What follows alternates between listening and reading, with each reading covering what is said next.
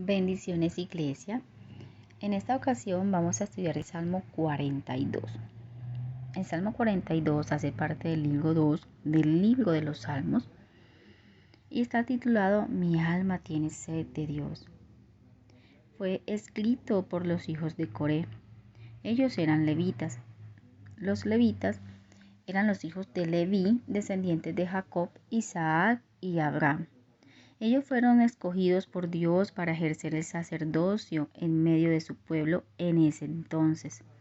Los sacerdotes y los levitas eran los únicos que tenían acceso directo al tabernáculo en ese entonces, casa de Dios. No es como hoy en día que gracias al sacrificio de Jesucristo en la cruz, nosotros cada uno tenemos acceso directo al Padre. En ese tiempo no. Solamente los sacerdotes eran los únicos que podían entrar ante la presencia de Dios en ese lugar que era el tabernáculo, en su casa, y tener comunión con Dios. Y esto no lo podían hacer todos los días. Habían días especiales, días específicos, escogidos por Dios. ¿Por qué esta introducción? Para poder comprender cómo se sentía el levita al exclamar este poema, al exclamar y describir en este salmo esa necesidad urgente de querer estar en la casa de Dios. Al parecer, los hijos de Coré en ese entonces como que se encontraban exiliados en un ambiente hostil, lejos de Jerusalén, lejos del templo de Jerusalén. Entonces, por eso se sentían con esos sentimientos y esas emociones, con ese desánimo y anhelaban desesperadamente poder volver al templo, poder volver a estar en la casa de Dios. Entonces exclaman, así como en el versículo 1, tomando la figura del siervo cuando tiene sed, cuando se angustia por esa sed. Entonces ellos en este salmo revelan esa profunda necesidad de Dios y lo ilustran como un siervo afligido por esa sed, una urgente necesidad de su alma de querer estar con Dios, haciendo énfasis, marcando un énfasis en esa desesperación, a esa necesidad por Dios, a esa necesidad de poder estar en esa comunión con Él, en esa amistad. Y lo exclaman de esa manera al encontrarse en ese ambiente exiliado. En el versículo 2 se expresa que su alma tiene una sed tan desesperada por ese Dios vivo, ese Dios viviente. Esto enmarca tres aspectos de Dios cuando ellos lo describen como ese Dios viviente, refiriéndose a que solo Él tiene vida en sí mismo y de sí mismo. Segundo, que solo Él da vida, solo Dios da la vida. Y tercero, Él es distinto a todos esos dioses paganos muertos inventados por los hombres. Entonces exaltan el poder viviente de Dios. En el versículo 3, en ese mismo versículo 2, se refieren, ¿cuándo vendré y me presentaré delante de Dios? Manifestando la causa, el porqué de esa necesidad. Encontrándose exiliados, anhelaban poder volver y presentarse delante de la casa de Dios, en ese tabernáculo. Y no es que ellos no creían que Dios no estaba en todas partes, ellos esto lo tenían muy claro. Ellos sabían de la omnipresencia de Dios, tenían conocimiento de esto, sino que a lo que se referían en este versículo era por estar lejos de su casa, en ese entonces el tabernáculo, el templo. Al estar lejos, anhelaban poder estar cerca de ese lugar. Estaban lejos de ese lugar de intimidad con Él.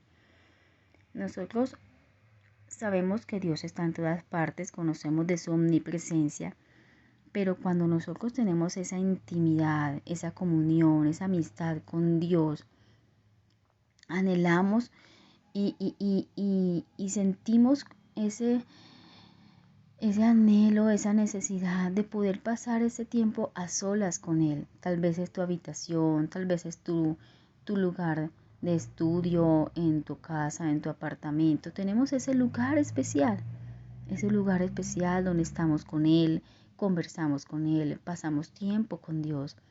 A esto específicamente se referían ellos, poder estar en su presencia, en esa intimidad. También haciendo referencia al templo, cuando nosotros domingo a domingo, en este caso acá en el occidente, nos reunimos juntos todos como hermanos a alabar y glorificar el nombre de Dios en su casa. Entonces, específicamente a esto se refería. Poder anhelar nosotros estar en la casa de Dios. De esta misma manera, esto realmente nos reta. Nos reta y nos sacude de tener esa hambre y esa sed por Dios, de su palabra, de oración, de intimidad. Ellos así lo expresaban. Y en el versículo 3, esas lágrimas, dice que fueron mis lágrimas, mi pan de día y de noche. Mientras me dicen todos los días, ¿dónde está tu Dios? Al parecer, como que aparte de ese desánimo que estaban sintiendo por estar lejos de su casa, estaban rodeados de personas que en vez de animarlos, estaban haciendo todo lo contrario. Los desanimaban aún más, haciendo mofa de sus creencias y les decían, ¿dónde está tu Dios? ¿Dónde está? Queriendo decir que Dios los había abandonado, pero ellos sabían muy bien que Dios no los había abandonado. Estas lágrimas denotan esa clara necesidad profunda y ese dolor en su corazón de querer estar con Dios. Recordando entonces ellos esos momentos felices en el versículo 4, acordándose de todos esos momentos felices cuando estaban en su casa y conducían a la multitud. Esto se refiere a las funciones que ellos ejercían dentro del sacerdocio, cuando hacían los sacrificios, cuando hacían, ¿sí?, todas estas funciones como sacerdote, queriendo así que conducían a la multitud a la casa de Dios, cuando hacían las ceremonias y todo esto, y daban voces y alegrías en medio del pueblo. Pero en medio de este desánimo, el levita se habla a sí mismo, se habla sabiamente a sí mismo y no se deja atribular o no se deja rendir por lo que está sintiendo, no se deja rendir por ese desánimo, no se deja rendir por esta mofa que le están haciendo, sino que sabiamente se habla a sí mismo y se dice, ¿por qué te abates, alma mía? No te turbes, no te turbes, espera en Dios. Él no se deja rendir por estos sentimientos, sino que se reta. Él se sentía abatido por estar distante de la casa de Dios, por la burla que estaba recibiendo, por esos recuerdos tan conmemorativos de cuando él estaba en su casa, ¿sí?, por esas situaciones abrumadoras que se nos presentan en el transcurso de la vida, por esas situaciones, esas frustraciones que a veces vienen a nosotros. Pero no dejarnos abatir por ellas, sino hablarnos a nosotros mismos y hablarle a nuestra alma. No te abates, no te desanimes, porque sabes que Dios está contigo, que Dios pelea por ti, que Dios está obrando a favor de ti. Y aunque de esa forma nosotros nos cuestionamos y nos preguntamos a nosotros mismos por qué, para qué no, pero ese Dios, hablarle a tu alma, espera en Dios porque aunque en el momento yo no lo sienta, aunque en el momento no vea que está obrando a favor de mí, aunque en el momento no esté evidenciando esa obra de Dios o no entienda el porqué, el para qué de las cosas, Dios es digno de mi espera. Dios es digno de mi paciencia, de mi espera, y aún he de alabarle a Dios y darle gracias en medio de esa situación. De eso estaba escribiendo el levita. Y en el versículo 6 más o menos nos describen posiblemente en el lugar donde él se encontraba. Dice que me acordaré desde la tierra del Jordán. Al parecer estaban como que muy al norte, en la tierra de los hermonitas.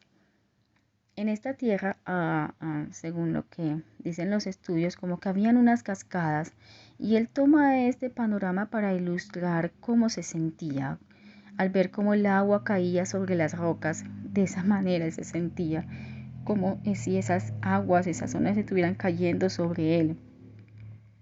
Y hace esta descripción poética de esa desesperación, esa angustia de querer estar con Dios, pero al mismo tiempo el versículo 8 refleja esa convicción y esa gran confianza que él tenía en Dios, diciendo: Señor, yo sé y tengo esa gran confianza que tú mandarás tu misericordia. Dice que Dios mandará su misericordia, de noche su cántico estará conmigo en mi oración al Dios de mi vida. Esa angustia que el levita sentía de poder estar en la casa de Dios, en ese entonces solamente haciendo referencia al templo en Jerusalén, porque según la cultura judía sabemos que en ese entonces todavía no se había presentado el sacrificio de Jesucristo, y que gracias a Jesús nosotros tenemos acceso directo al Padre. Al parecer como que hace alusión a esa promesa mesiánica, de la venida de Jesucristo y su sacrificio en la cruz como sumo sacerdote, rompiendo ese velo, esa división que había, y dándonos acceso directo al Padre y poder estar con Dios en donde quiera que estemos y poder adorarlo en donde quiera que estemos. Gracias a Dios por su misericordia, gracias por esa gracia otorgada a nosotros. Y el levita al mismo tiempo exclama: diré a mi Dios, roca mía, en el versículo 9. Roca mía, ¿por qué te has olvidado de mí? Hablando con una franca honestidad delante de Dios, sabiendo que tú eres mi roca, tú eres mi Dios viviente, pero en medio de mi humanidad me estoy sintiendo de esta manera. De esa forma nos enseña cómo nosotros también debemos acercarnos a Dios. Señor, tú eres mi roca, eres mi Dios, eres mi refugio, eres mi escudo, eres mi bandera, eres mi fortaleza, eres mi fuerza. Pero me siento así en mi humanidad, me siento así, me siento desanimado, me siento frustrado, estoy sintiendo todas estas emociones o estos sentimientos, pero sé que tú eres mi roca, sé que tú estás obrando a favor de mí, sé que tú me levantas, sé que tú peleas por mí y que tú estás alrededor de mí. Entonces es en medio de esa situación tener nosotros siempre esa confianza, convicción plena de ese favor de Dios sobre nuestras vidas, de su gracia, de su amor, de su perdón, de su fortaleza, así como lo expresaba el levita en este salmo. Este salmo nos enseña muchas verdades y nos ayuda a seguir esperando en Dios. Nos enseña y nos ilustra la importancia de que Dios es digno de nuestra espera y que su momento es perfecto, que su tiempo es perfecto. Señor, te damos gracias por todas las bendiciones que tú nos das. Gracias, Señor, por todas esas palabras hermosas que tú nos enseñas a través de tu palabra, por esas enseñanzas a través de cada capítulo de cada libro, Señor, como tú nos enseñas y nos das esa fortaleza y esa confianza en ti, Señor. Ayúdanos a seguir confiando, seguir esperando en ti, Señor, sabiendo que tú eres Dios todopoderoso, omnipresente y omnisciente. Gracias te damos por el sacrificio de Dios, de tu Hijo, Señor, en la cruz. Gracias, Señor, porque a través de ese sacrificio nosotros podemos llegar delante de tu presencia y no depender de una sola persona para que entre al tabernáculo y hable por nosotros. No, Señor, gracias. Gracias porque podemos hablar directamente contigo. Gracias por esa misericordia que nos enviaste, que nos diste, Señor. Te damos gracias, oh Dios, te bendecimos y te damos gloria y honra. En el nombre de Jesús. Amén.